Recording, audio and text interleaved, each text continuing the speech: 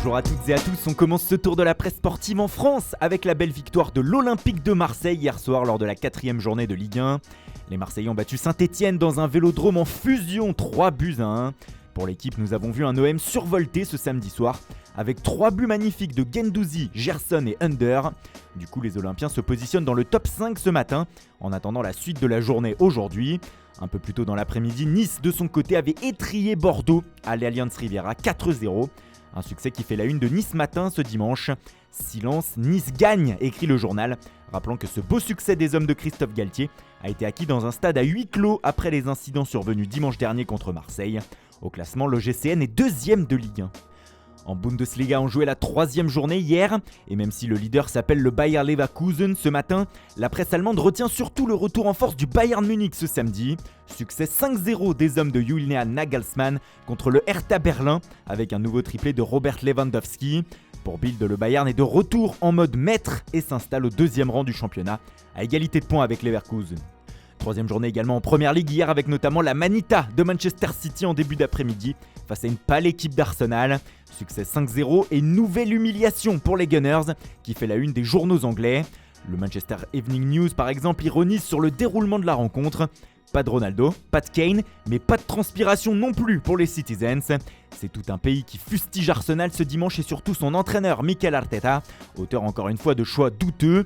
On est passé de mauvais à encore pire, écrit le Daily Express. Les Londoniens sont derniers de Première Ligue ce dimanche et c'est ce qui fait la une du Times qui espère pour les supporters d'Arsenal que cette équipe a enfin touché le fond. Elle ne pourra que rebondir par la suite. Le Sun interpelle de son côté Arteta et lui conseille de se regarder lui et son équipe dans un miroir et de ne surtout pas regarder le classement. Bref, l'humiliation est totale.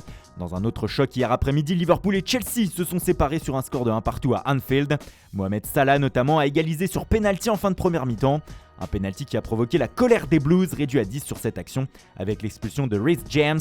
Les deux clubs restent sur le podium au classement. On parlait de l'humiliation subie par Arsenal. Autre résultat choc hier soir, ça se passait en Italie. 2e journée de Serie A et déjà un coup de tonnerre avec la défaite à domicile de la Juventus contre Empoli 1-0. Un exploit du promu qui fait la une des journaux du pays ce matin. Juve fumée noire, écrit par exemple le Corriere dello Sport sur sa une.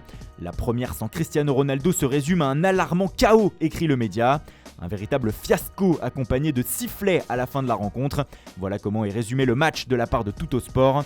Quel choc pour la première de l'après CR7, écrit de son côté le Quotidiano Sportivo. La presse du pays s'inquiète pour cette Juventus, désormais orpheline offensivement de Cristiano Ronaldo. Il y a peu de choses pour être heureux, s'amuse la Gazzetta dello Sport ce matin, avec un jeu de mots avec le nom de l'entraîneur du club Massimiliano Allegri. Le média précise cependant que c'est Moise Kean qui va débarquer à la Juve dans les prochaines heures afin de remplacer CR7. Enfin, un mot aussi sur la belle performance de la Lazio hier. Les hommes de Maurizio Sarri ont écrasé la Spezia 6-1 avec un triplé notamment de Ciro Immobile.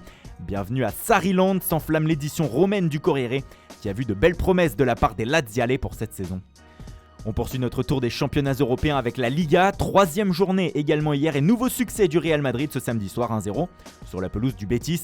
C'est Dani Carvajal qui a inscrit le but victorieux à l'heure de jeu. Pour As, Carvajal ne se manque jamais, la preuve encore hier où il a été décisif. Pour Marca, le Real gagne en attendant. En attendant quoi ? Kylian Mbappé bien sûr. La presse madrilène n'a que ce sujet à la bouche depuis quelques semaines et encore la preuve aujourd'hui.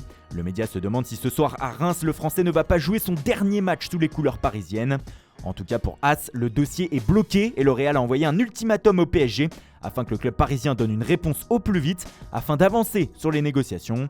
Madrid estime également que le PSG a tendu les relations en convoquant le Français pour le match à Reims ce soir. Bref, ça n'avance plus tellement dans ce dossier.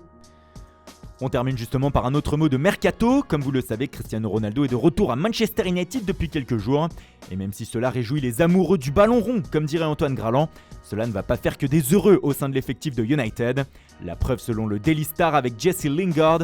L'international anglais était sur le point de rester à Manchester, mais l'arrivée de CR7 change tout. Du coup, il est de nouveau placé sur la liste des transferts et espère trouver un point de chute avant mardi soir. Pour ce qui est du retour de Cristiano à Old Trafford, on en apprend un peu plus chaque jour sur les conditions de ce comeback.